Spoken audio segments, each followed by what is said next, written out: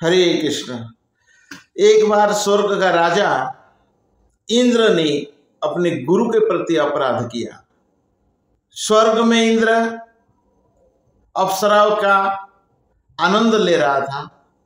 जब गुरु बृहस्पति महाराज उस सभा में पधारे, इंद्र ने देखकर अनदेखा कर दिया, जिसके कारण बृहस्पति महाराज नाराज हो गए और इंद्र को अभिशाप दे दिए। तो इंद्र को सूर का शरीर प्राप्त हुआ और सीधा मर्त्य लोक में आया। और एक दिन इंद्र ने अपने सूर के शरीर में पत्नी और बच्चों के साथ आनंद ले रहा था।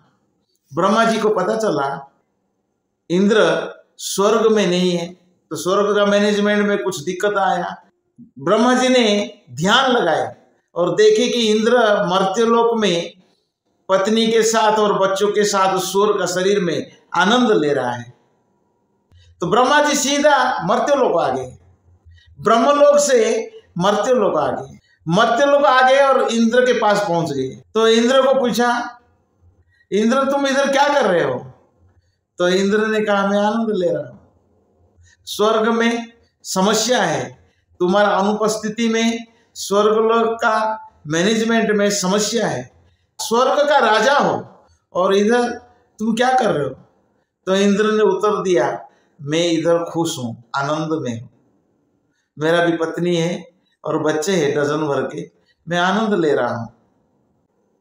ब्रह्मा जी ने कमंडल से पानी निकालकर इंद्र के ऊपर छिड़क दिया, तो इंद्र अपना स्व शरीर में आ गया। तो इंद्र समझ गया अपना सत्ता को। तो ऐसा ही कोई व्यक्ति पाप करता रहता है, तो जब नीचे योनि में चला जाता है अपने आप को पहचान नहीं पाता है।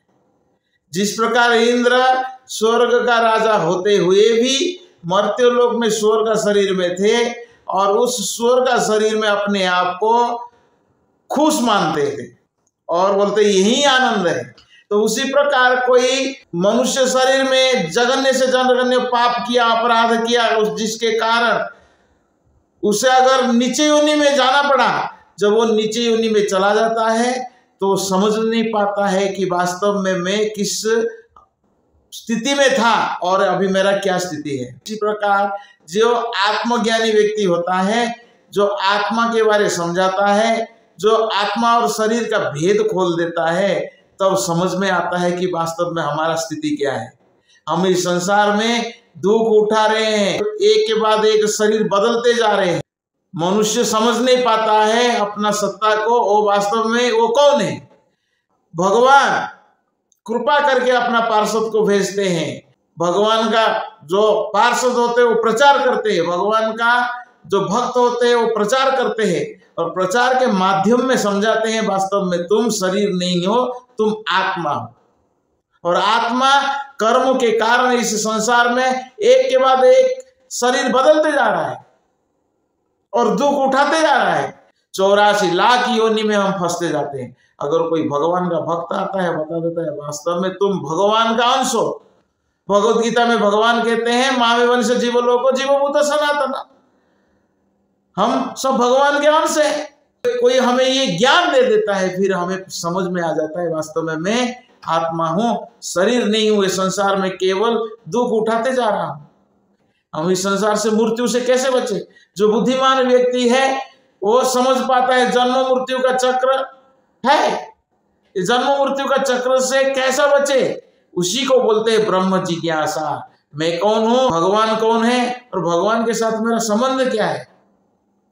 तो भगवद गीता में भगवान स्वयं कहते हैं जितने भी जीवात्मा है वो सब मेरे अंश है, भगवान का अंश है, हम सब भगवान के अंश है। केवल शरीर बदलना पड़ता है, एक के बाद दूसरा, दूसरा के बाद तीसरा शरीर ऐसा बदलते जाते हैं। जिन्नानि यथा विहाय नवानि गृह्णन्ति नरो प्राणी तथा शरीराणि विहाय जिन्नानि अन्याति संयाति नवानि देहि। जिस प्रकार ये कपड़े हैं पहने हुए हैं, ये कपड़े नया है, जो पुराना हो जाता है उसको फेंक देते हैं और नए कपड़े धारण करते हैं। उसी प्रकार मनुष्य अपना कर्म के अनुसार ये शरीर है, जब पुराना हो जाता है, शरीर को त्याग कर दूसरा नया शरीर स्वीकार करता है। ये है जन्म मृत्यु का चक्र। इस चक्र से बचना है तो हमें भगवत गीता का ज्ञान लेना पड़ेगा और भगवत गीता का ज्ञान के अनुसार जीना पड़ेगा। जब हम भगवत गीता के ज्ञान के अनुसार जिएंगे तो हम जन्म मृत्यु का चक्र से बच जाएंगे। हमारा कर्तव्य है कि हमको गीता पढ़ना चाहिए। भगवत गीता 2 अध्याय में खूब आत्मा का ज्ञान प्राप्त होता है।